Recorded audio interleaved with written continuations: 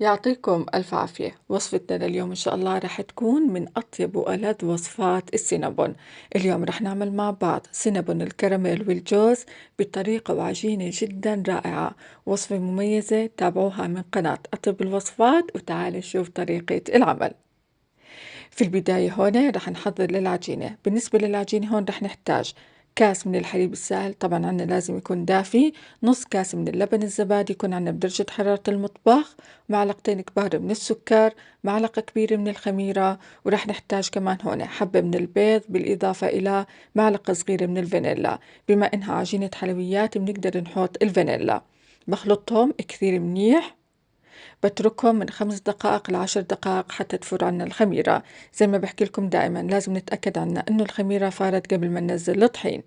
بالنسبة للطحين الوصفة احتاجت معي 4 كاسات من الطحين. حطيت هون 3 كاسات ونص، النص الكاس حطيته على جنب. بنحتاج كمان هون من المكونات معلقة صغيرة من البيكنج باودر وربع معلقة صغيرة من الملح. بعجنهم، بنستمر في العجن حتى تتشكل معنا عجينة طرية متماسكة. زي ما حكيت لكم هون وأنا بعجن فيها حسيت بدها طحين، رجعت حطيت نص الكاس. بيكون عنا مجموع كاسات الطحين اللي استخدمناها بالوصفة 4 كاسات. طبعا العجينة هاي رح نستخدم فيها الزبدة رح أحطها هون، رح تكون عندي لينة ورح أحطها بآخر مرحلة. رح نحتاج هون 80 جرام من الزبدة. برجع هون بعجنها حتى تلم مع العجينة. طبعا هاي الوصفة أكيد ممكن تعملوها على إيدكم، بس طبعا في العجان بيكون أريح عليكم الشغل، لأنه وقت لما نيجي نحط الزبدة شوي بتغلبنا العجينة حتى تلم معنا. بس بالأخير بناخذ نتيجة جدا رائعة. هيك عندي العجينة بعد ما عجنتها، ما شاء الله العجينة جدا ناعمة. راح أحطها بصحن نظيف، بغطيها، بتركها ترتاح مدة ساعة، بعدينك بشتغل فيها. ولازم نغطيها حتى ما ينشف معنا وجه العجينة. هيك عندي بعد ما مرق ساعة رح أورجيكم العجينة جدا ناعمة. طبعا العجينة الناعمة من الحليب من لبن الزبادي، ولأنه هون كمان حطينا الزبدة بآخر مرحلة. هون رح أرجع أعجنها حتى أطلع الهواء منها. قسمتها هون لقسمين وتركتهم يرتاحوا مدة 10 دقائق، بعدين اشتغلت فيها.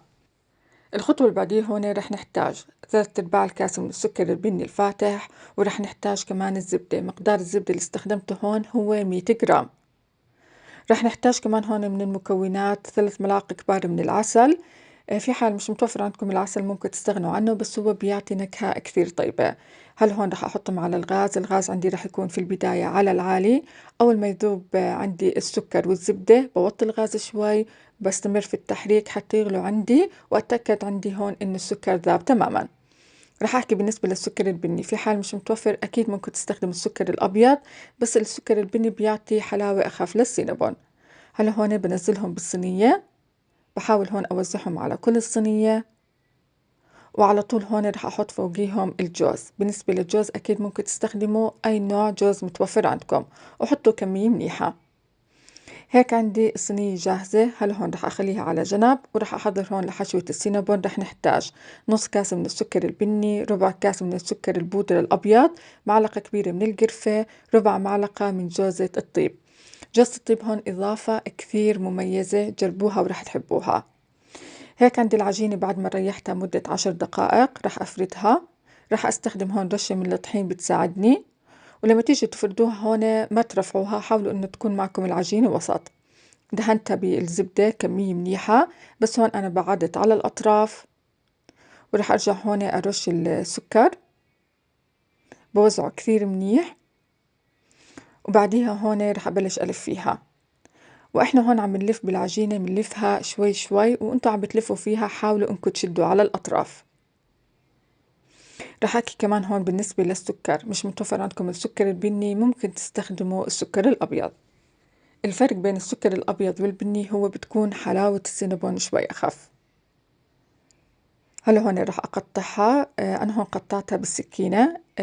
ممكن كمان تقطعوها بالخيط. في حال استخدمتوا السكينة لازم تكون معكم السكينة حادة حتى تقطعوها وما يخرب معكم شكل السينابون. برتب السينابون هون بالصينية، بحاول هون أعمل فراغات بين كل الحبات، لأنه وقت لما ترتاح معنا العجينة رح تنفش. هون عندي القسم الثاني، طبعا اشتغلت بنفس الطريقة. رح أحكي ملاحظة، إذا حبيتوا تعملوا العجينة مرة واحدة أكيد ممكن، بس الأسهل عليكم بالشغل تقسموا العجينة لقسمين.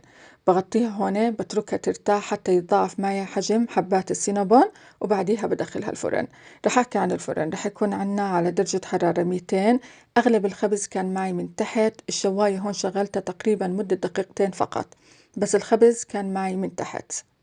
هيك عندي أول ما طلعتها من الفرن، طبعا هون أول ما تطلعوها من الفرن لازم تقلبوها. طبعا بنقلبها هون والكراميل لسه سخن. ما شاء الله ريحتها بجد أكثر من شهية، يعني العجينة جدا رائعة طرية مثل الغيمة. رح أحكي بالنسبة للتزيين، ذوق شخصي، ممكن ما تزينوها، يعني تقدموها بهاي الطريقة كفاية. أنا هون حبيت إني أزينها بالصلصة البيضاء. حطيت هون 100 جرام من الجبنة مع أقل من نص علبة من الحليب المكثف المحلى. بخلطهم كثير منيح حتى تذوب عند الجبنة. زينتها وقدمتها. رح أحكي بالنسبة للعجينة هاي، ممكن تستخدموها لأي نوع من أنواع السينابون. صراحة العجينة جدا رائعة.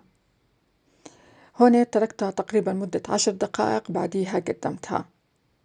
ما شاء الله زي ما حكيت لكم ريحتها في البيت بجد شهية.